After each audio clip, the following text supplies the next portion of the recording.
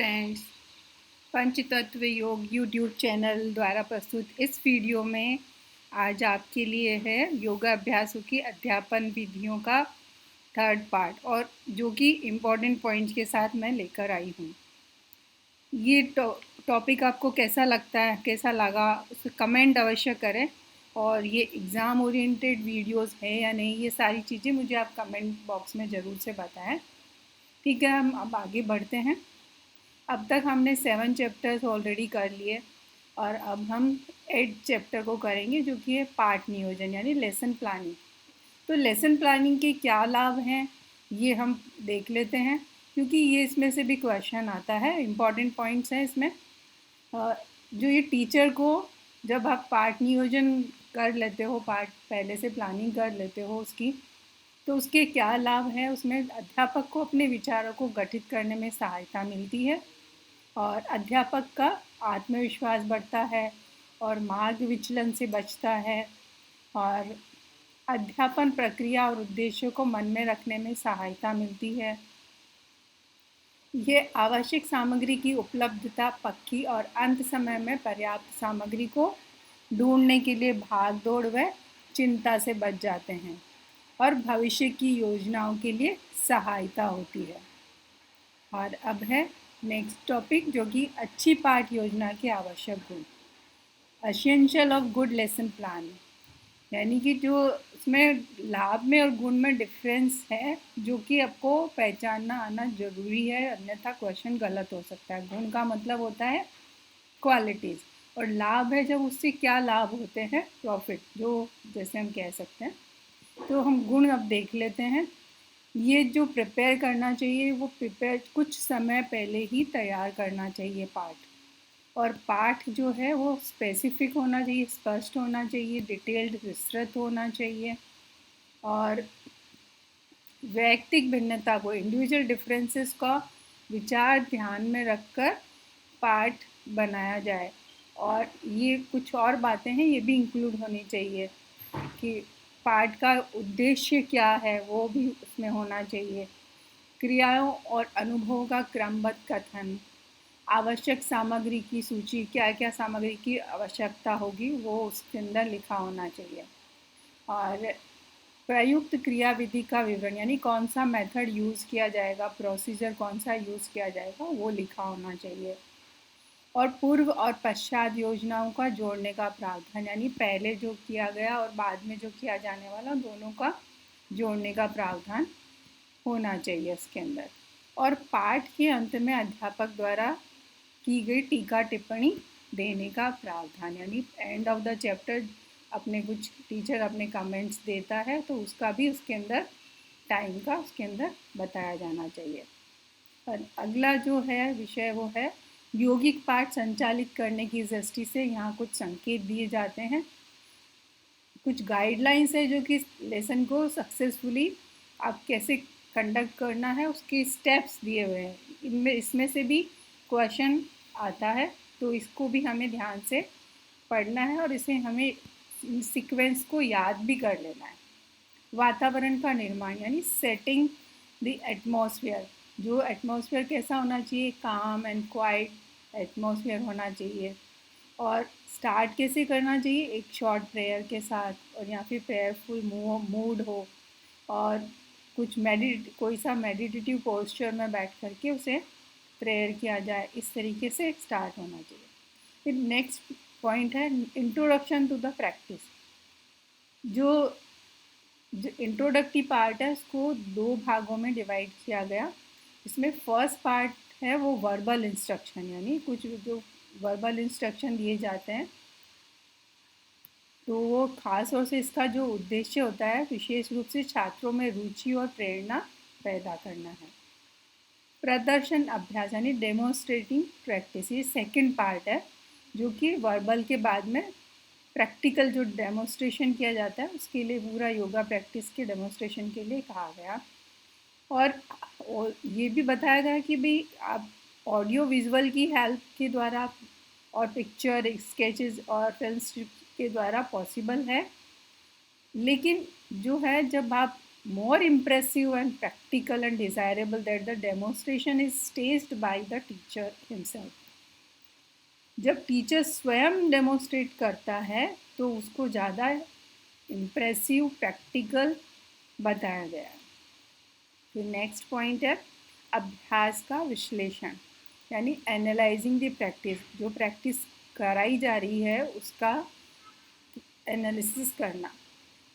जब कोई प्रैक्टिस कराई जाती है उसका एनालाइज किया, डेमोन्स्ट्रेशन किया पार्ट्स में, और संक्षिप्त में करना और उसका स्पष्ट करना, और ताकि वो बच्चों को, स्टूडेंट्स को साइलेंट जो पॉइंट है उसकी जानकारी उनकी नॉलेज में आ जानी चाहिए।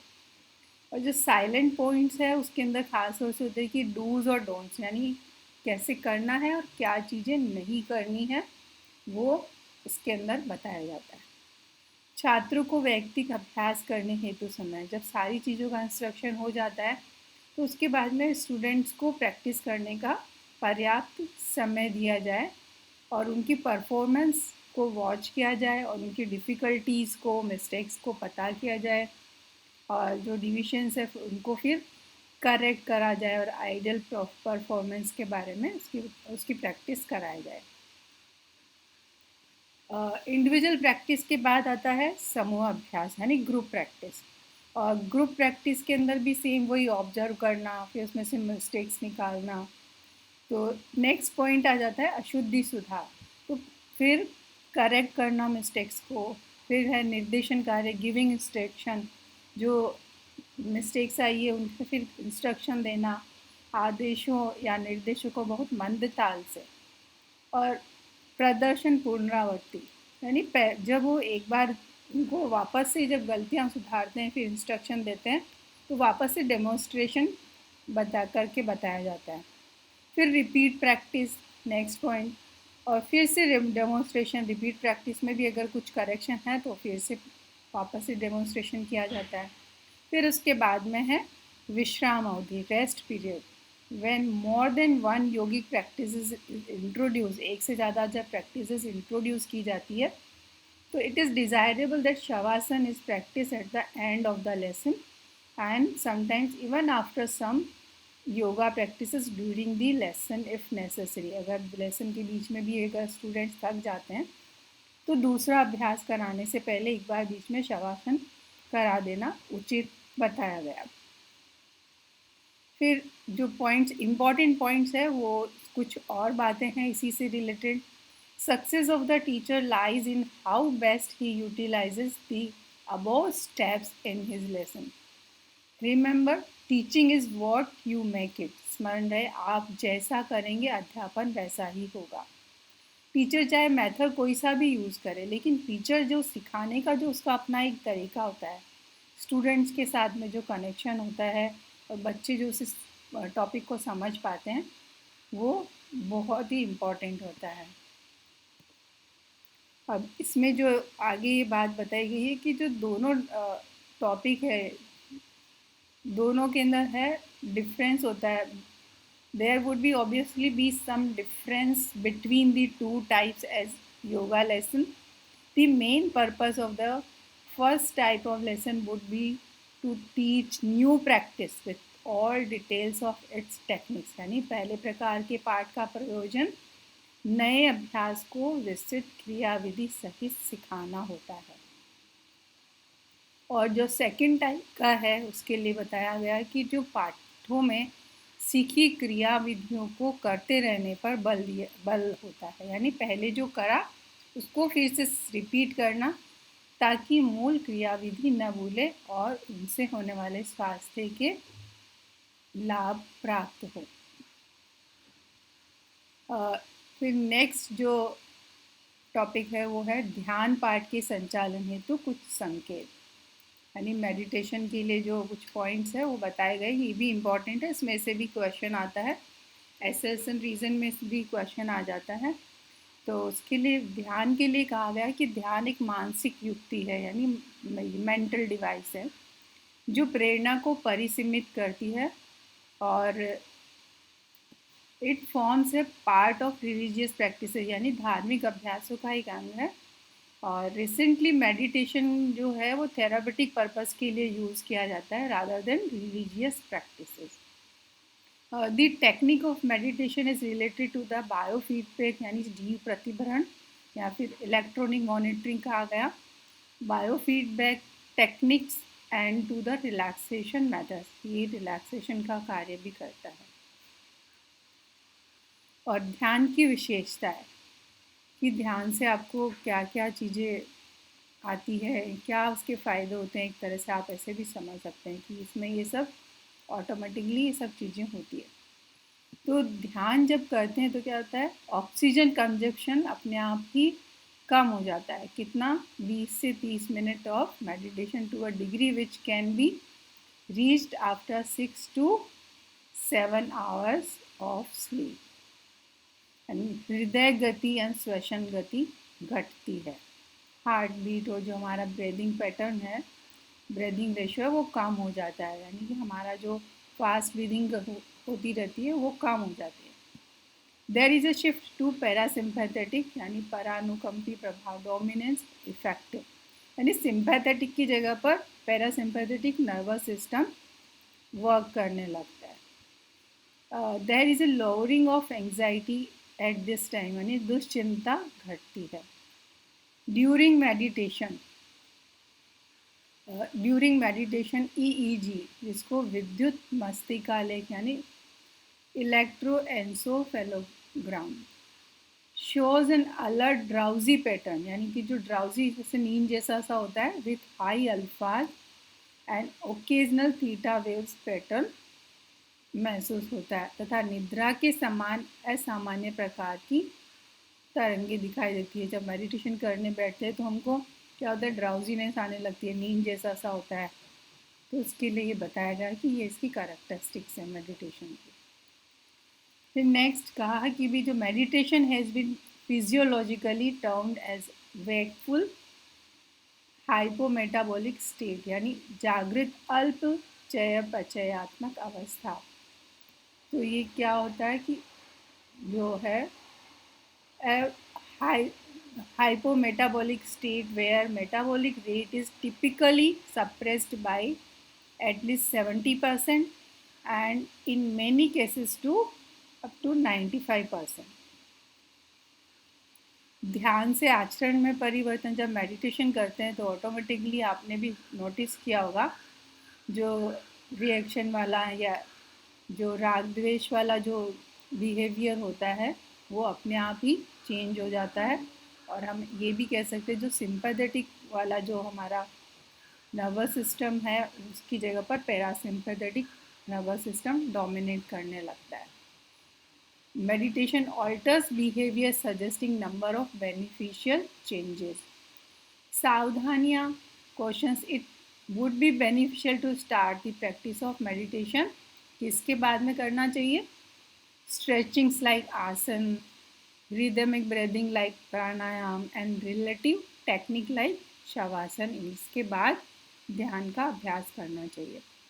और ध्यान को सिखाने की विधि क्या है? वो है इसके लिए क्या ज़रूरत होती कि जो atmosphere tranquillity through pleasant voice, आपकी वॉइस जो है प्लेजेंट होनी चाहिए, and simple techniques leading to a meditative mode.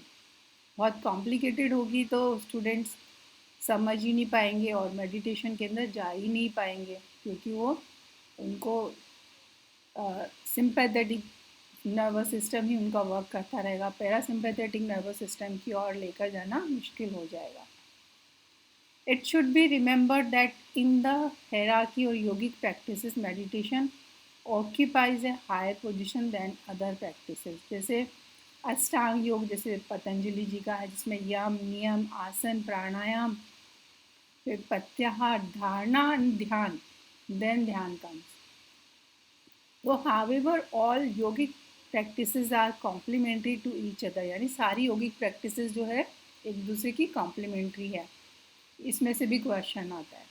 And each practice contributes to similar effects on a greater or lesser scale. Stable, comfortable and erect sitting with head, neck and trunk in a vertical line and regulated breathing facilitates the practice of meditation. और नियमित श्वसन किया जाता हो ध्यानाभ्यास में सहायक होता है। तो इन सारी बातों का ध्यान रखते हुए कराना है मेडिटेशन। और अध्यापक द्वारा स्वमूल्यांकन, ये भी एक पॉइंट है बुक में। इसमें जैसे कि स्वमूल्यांकन कैसे करना है कि जैसे आपने पर्याप्त समय पर आपने चैप्टर को आपने कंप्लीट किया, बच्चे समझ पाए, वो लोग रेस्पॉन्स दे रहे थे, इस तरीके से कुछ बातों से खुद का सेल्फ इवेल्युएशन कर सकते हैं कि आप किस तरीके से आपने पढ़ाया या कैसा पढ़ाया। अभी 8 स्टेप्स मेथड ऑफ इंट्रोडक्शन, मतलब किसी भी पार्ट का कैसे इंट्रोडक्शन करते हैं, इसके लिए ये स्टेप्स है। कितने स्टेप्स है इस पर क्वेश्चन आ जाता है। इसमें है अध्यापक का नाम, विद्यालय का नाम, कक्षा, कालांश, समय, पूर्व प्रस्तुत अभ्यास और प्रस्तुत अभ्यास, और पाठ का लक्ष्य और पाठ का उद्देश्य में दोनों में कन्फ्यूज़न होता है, इसलिए एग्जाम्पल भी है। जैसे पाठ का लक्ष्य क्या होता है, मनो शरीर क्रियात्मक स्तर पर प्रशांति का भाव उत्पन्न करना, और पाठ का उद्देश्य होता है सूर्य भेदन प्राणायाम की प्रविधि सिखाना। और 8 पॉइंट है आवश्यक सामग्री, इनको एज इट इज़ ही आपको लर्न करना है। नाउ नेक्स्ट जो टॉपिक है वो है यौगिक अभ्यासों का तुलनात्मक अध्ययन, कंपैरेटिव स्टडी। इसमें से भी क्वेश्चन आता है, असर्शन और रीज़न का भी क्वेश्चन आता है। इसमें सिमिलरिटी और असमानताओं के बारे में बताया गया है। और इसमें ये जो 4 प्रैक्टिसेस है वो है उड़ियान, अग्निसार, कपालभाति और नौली। तो चारों में पहले हम समानताएं देख लेते हैं। All can be practice in sitting position, सब सिटिंग पोजीशन में प्रैक्टिस की जा सकती है, केवल कपालभाति के अलावा। और सब जो प्रैक्टिसेस है वो स्टैंडिंग विथ बैंड शोल्डर्स को थोड़ा सा बैंड करके पोजीशन में इसको बाकी की तीनों प्रैक्टिसेस को किया जाता है। और ये सारी जो प्रैक्टिसेस है वो आफ्टर एक्सहेलेशन, मतलब सांस को बाहर एक्सेल करने के बाद में सांस को रोक करके किया जाता है, सिर्फ कपालभाति को छोड़कर, बाह्य श्वसन रोधक प्रावस्था। और इसमें सब प्रैक्टिसेस में एब्डोमिनल मसल्स इन्वॉल्व होती है। और all of these promote peristalsis movement. और ये पेरिस्टालसिस क्या होता है कि it is a series of wave like muscles contractions that move food through the digestive tract. It starts in the esophagus where strong wave like motion of the smooth muscles move bowl of swallowed food to the stomach. इसको सिकुड़ने की क्रिया क्रमांक कुंचन भी कहते हैं। तो ये हो गई समानता है चारों प्रैक्टिसेस में। और अब इनमें दो के अंदर इंटर कंपैरिजन भी है और सिमिलरिटी के बारे में बताया गया, तो हम ये सब देख लेते हैं। इसके लिए मैंने आपको शॉर्ट में एक टेबल बनाई हुई है ताकि आप इसको समझ पाएँ और आप अपने यूजीसी नेट के एग्ज़ाम में इसे अटेम्प्ट कर पाए। तो सबसे पहले है उड़ियान एंड अग्निसार। इन दोनों में जो समानता है, दोनों ही आफ्टर एक्सहेलेशन यानी श्वास छोड़ने के बाद की जाती है। और असमानता में है उड़ियान में main action is smoke inhalation यानी मिथ्या अभिश्वसन होता है, और अग्निसार में ये वर्जित रहता है। Uddiyana abdominal muscles are kept relaxed. Uddiyana में जो है आपकी जो पेट की जो ये पेशियां हैं वो शिथिल रहती है, और जबकि अग्निसार के अंदर कॉन्ट्रैक्टेड रहती है, प्रकुंचित रहती है। और उड़ियान गिव्स ए कॉनकेव अपीयरेंस यानी उदर अवनत उदर एब्डोमिनल, यानी जब हम उसको अंदर की तरफ ले लेते हैं तो वो पोजीशन बनी हुई रहती है। और there is no such concavity seen in Agnisar, किसमें मूवमेंट होता है। और नाभि के ऊपरी और निचले हिस्सा जो है, निचला भाग, वो सक्रिय रहता है। और अग्निसार के अंदर नाभि के पास का भाग, निचला उदर, सक्रिय रहता है। और उड़ियान में एक ही स्थिति अंत तक बनी रहती है, यानी जब आपने उड़ियान बंद लगा लिया तो वो एक पोजीशन में ही रहता है। और अग्निसार में ऑल्टरनेट मूवमेंट ऑफ विगरस, यानी जोरदार कॉन्ट्रैक्शन एंड ये प्रोट्रूशन, यानी फुलाना, कॉन्ट्रैक्शन और ये सब उसके अंदर फुलाना वाला जो मूवमेंट है वो कंटिन्यू रहता है। नेक्स्ट डिफरेंस है थोरेसिक डायफ्राम यूज में आता है। और उड़ियान के अंदर थोरेसिक डायफ्राम यूज का अभ्यास होता है, और इसमें अग्निसार में पेल्विक डायफ्राम, श्रोणी छद्दा का अभ्यास होता है। नाउ नेक्स्ट जो डिफरेंस और जो सिमिलरिटी है वो ये है, uddiyana and kapalbhati both are diaphragmatic exercise. दोनों जो है मध्यच्छदीय अभ्यास है। असमानता यानी डिफरेंस दोनों में, उड़ियान एक स्थिर अभ्यास है, स्टेशनरी है, और जबकि कपालभाति में क्या होता है कि हम सांस लेना और छोड़ना दोनों चीज़ें चलती है। इसमें प्रत्येक अभिश्वसन, इनहेलेशन और अपश्वसन, एक्सहेलेशन में औदरिक पेशियां गतिशील रहती है। और उड़ियान सिटिंग और स्टैंडिंग दोनों में किया जाता है, जबकि kapalbhati sitting and preference in padmasana. और उड़ियान में औदरिक पेशियां निष्क्रिय रहती है, पैसिव रहती है ना। वक्ष सक्रिय मिथ्या अभिश्वसन में वायु को अंदर जाए दिए बिना छाती को फुलाते हैं। और कपालभाति में छाती को कुछ उठी हुई स्थिति में एंड और क्रिया औदरिक पेशियों से होती है।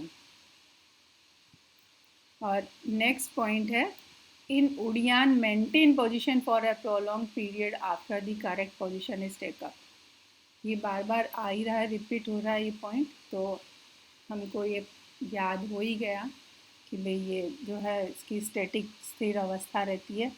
इसमें अभ्यास की दक्षता को अभिश्वेशन, इनहेलेशन और अपश्वेशन की गति और ताल, यानी कि जिसमें स्पीड और रिदम द्वारा जांचा जाता है।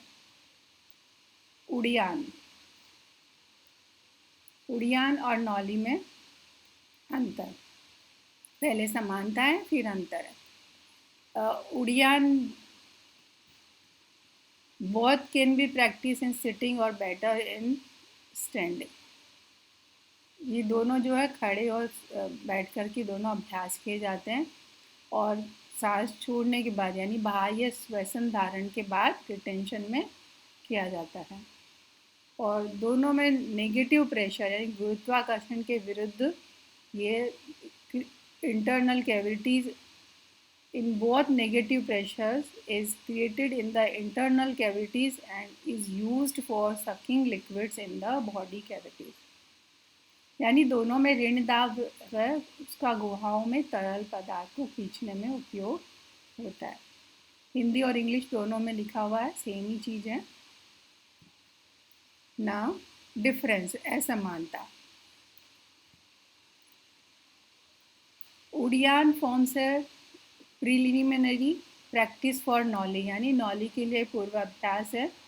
The way of nauli lies through uddiyana, uddiyana से ही नॉली की जाती है। और nauli is further development of uddiyana, यानी उड़ियान के बाद ही आपको नॉली का अभ्यास कर पाते हैं आप। We can say nauli is equal to uddiyana plus isolation, अलगाव, और रोलिंग मैनिपुलेशन, हेर फेर, यानी जब मूवमेंट करते हैं एब्डोमेन का, उसके लिए कहा गया। Of the abdominal रेक्टाइल, Uddiyana plus औदरिक समापेशियों का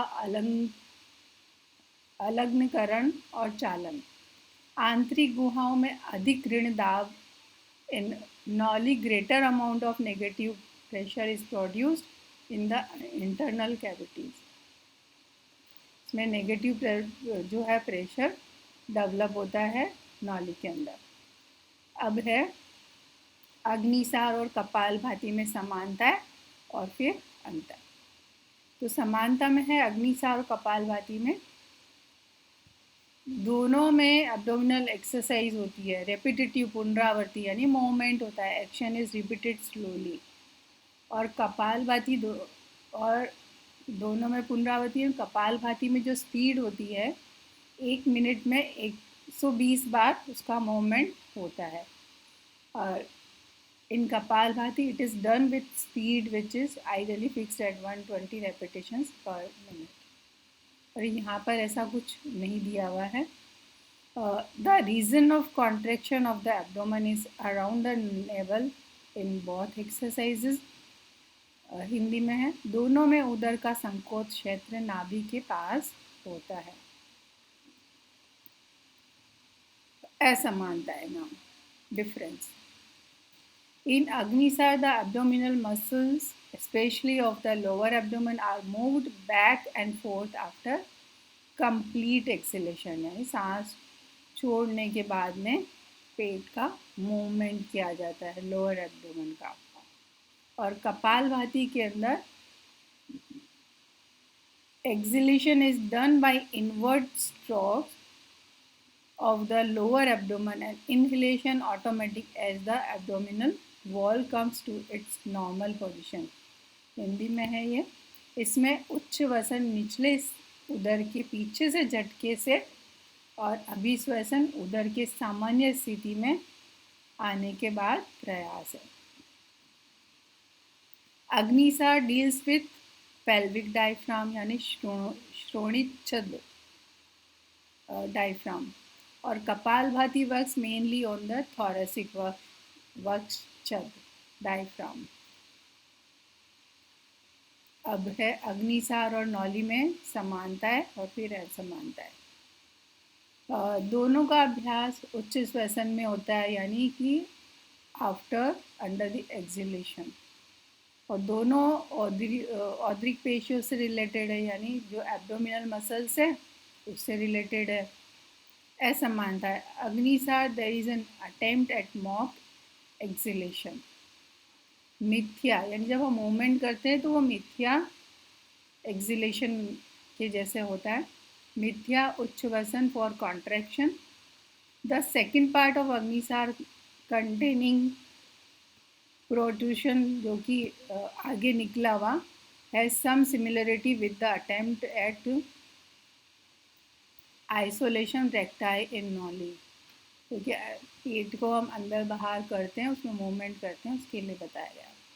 इन nauli the essential feature is that of mock inhalation and not of mock exhalation. Nauli की क्रिया में मिथ्या अभिश्वसन होता है लेकिन मिथ्या अपश्वसन नहीं होता है, नहीं एक्सहेलेशन नहीं होता है। ये जब हम प्रैक्टिस करते हैं तो इसे हम आसानी से हम फाइंड आउट कर सकते हैं कि किस में आफ्टर एक्सहेलेशन के बाद होता है या इनहेलेशन के बाद होता है। ये बहुत इजी हो जाता है जो इन सबको प्रैक्टिस करते हैं।